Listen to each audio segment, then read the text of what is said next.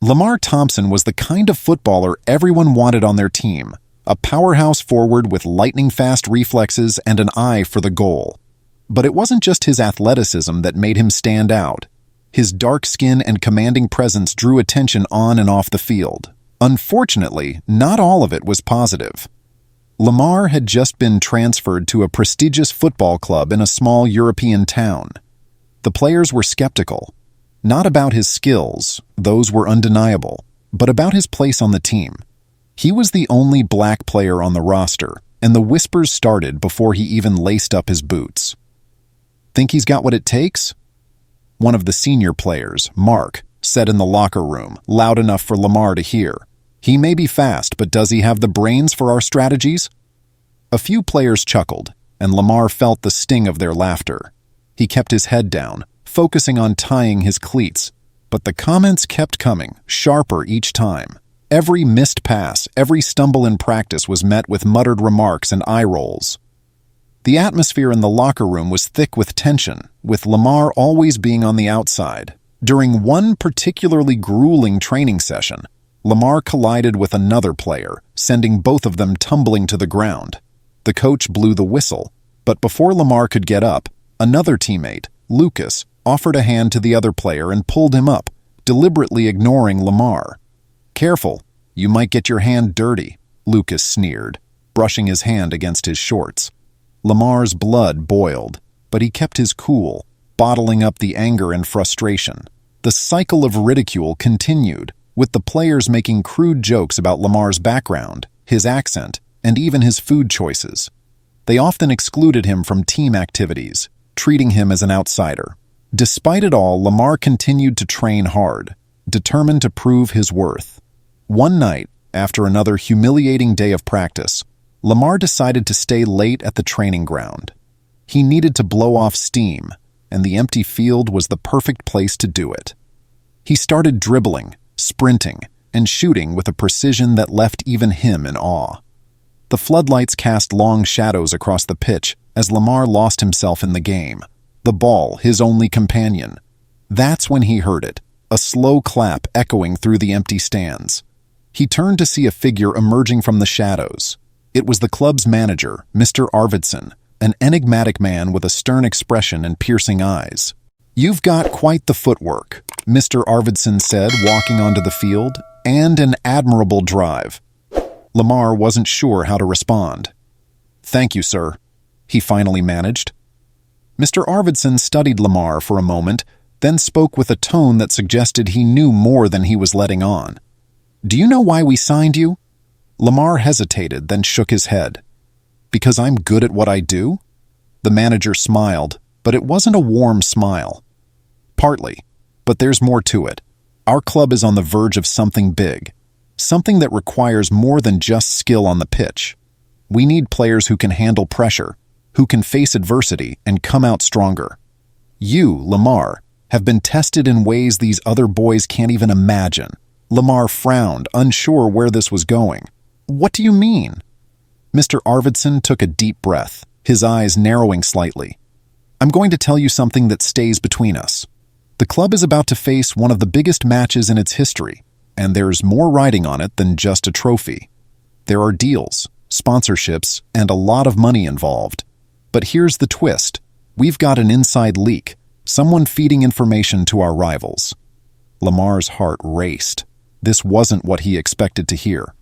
"I believe in you, Lamar," Mr. Arvidsson continued.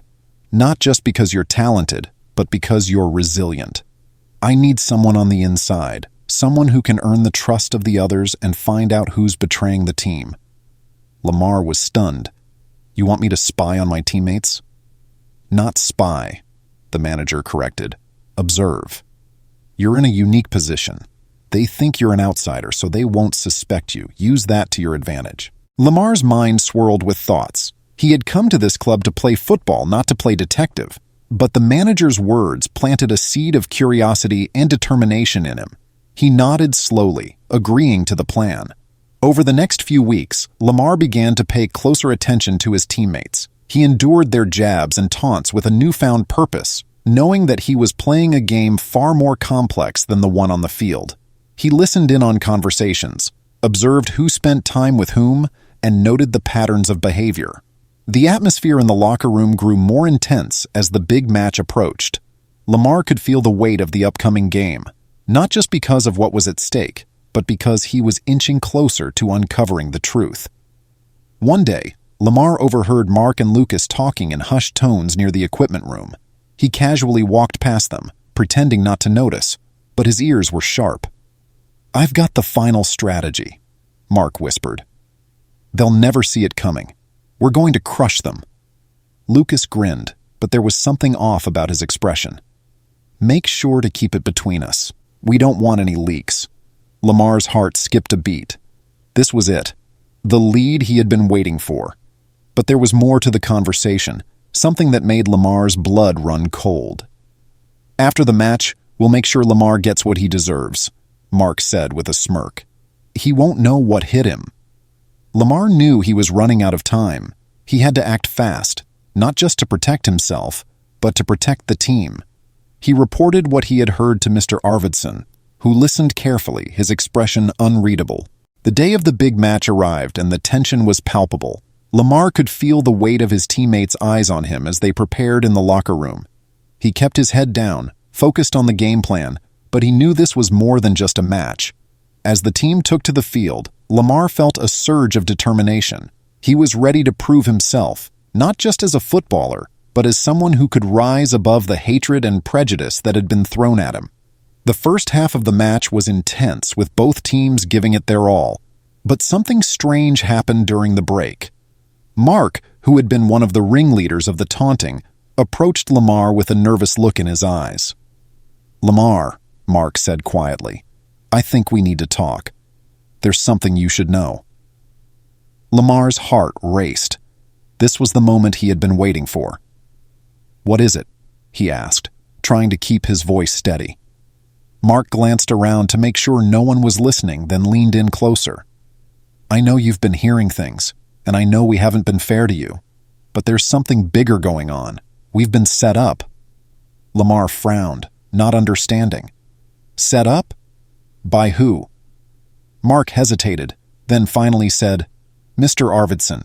He's been playing us all along. The leaks, the pressure, the division. It's all part of his plan. He's been betting against us, hoping we'd lose so he could cash in and move to another club." Lamar felt the ground shift beneath him. This wasn't what he expected at all. The manager, the man who had confided in him, was the real traitor. "What do we do?" Lamar asked, his mind racing. Mark looked at him with a determined expression. "We win. We show him that we're stronger than his games. And after the match, we expose him." Lamar nodded, feeling a newfound sense of unity with his teammates.